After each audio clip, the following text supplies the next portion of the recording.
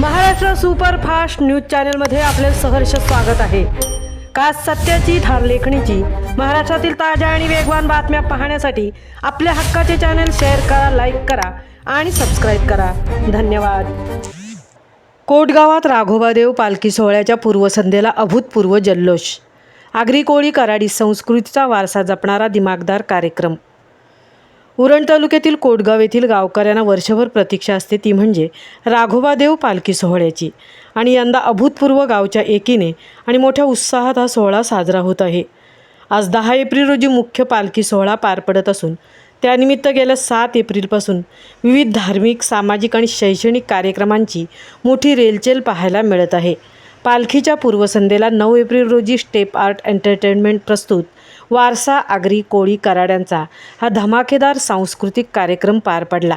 या कार्यक्रमाचे खास आकर्षण ठरली ती डान्स टीममधील इवलीशी चिमुकली। या चिमुकलीने कार्यक्रमाच्या सुरुवातीपासूनच शेवटपर्यंत आपली एनर्जी जराही कमी होऊ दिली नाही आणि तिच्या जबरदस्त डान्सने सर्वांच्या काळजाचा ठाव घेतला। मंचावर अस्सल कोळी गीते, गोंधळ आणि जोगवा सादर होत असताना लहान मुलांपासून ज्येष्ठापर्यंत सर्वांनीच ठेका धरला।